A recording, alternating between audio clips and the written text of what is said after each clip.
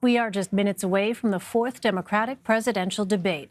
President Trump won the state in 2016. He beat Hillary Clinton with just over 50% of the vote. Joining me now from Westerville, Ohio, is Scott Light. He is an anchor and reporter for our Columbus affiliate WBNS and the host of Face This State. Scott, thanks so much for being with us. Healthcare is poised to be a major topic of discussion tonight.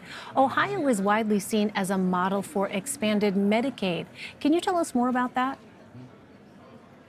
It's going to be interesting, Elaine, to see if these candidates tonight did their homework because of expanded Medicaid, nearly 700,000 Ohioans now carry one of these in their wallets. That's an insurance card. So after 5 years of this program being in place, whether you agree with it or not from a policy standpoint, but we have some benefits that have been noted here. For example, our uninsured rate has been cut in half.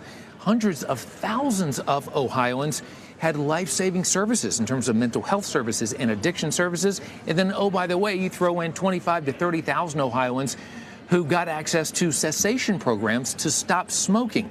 So we have some real benefits that Ohio officials can point to. And oh, by the way, Elaine, expanded Medicaid was muscled through the State House by a Republican, former Governor John Kasich. Interesting. Well, you also spoke, I know, Scott, with the state Democratic Party chair today. What did he have to say about who Democrats have to win over in order to secure Ohio in 2020? He said whether it's Ohio or the rest of the country, he said Democratic candidates better not forget the rural parts of our state and the country. Go back in time a little bit. Barack Obama in his first term lost the rural vote by 17 points. His second term, he lost it even worse at 23. And then Democrats hope they hit rock bottom with Hillary Clinton. She lost it by 34 points in 2016. David Pepper, the state party chair, said that candidates have to basically be able to walk and chew gum at the same time. Go after those young millennial voters, go after college-educated women, but do not forget rural Ohio or rural America. Well, Scott, based on your reporting, what's your sense? Is Ohio going to be that bellwether state that it has been in the past, or is there another state where Democrats feel they should allocate their resources? That will be interesting, and it will depend on the nominee.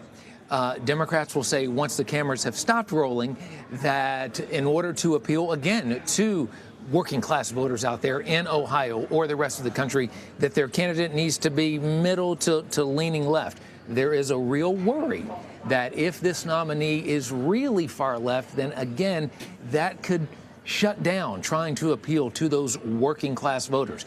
David Pepper also told me this.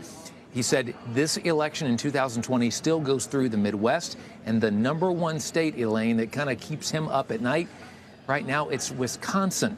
He says he feels really good. Democrats feel really good about Ohio and about Michigan and Pennsylvania, but Wisconsin is one that could go either way next year. Well, no Republican has ever won the White House without Ohio. Is there a specific voting bloc that Democrats are trying to win over ahead of 2020?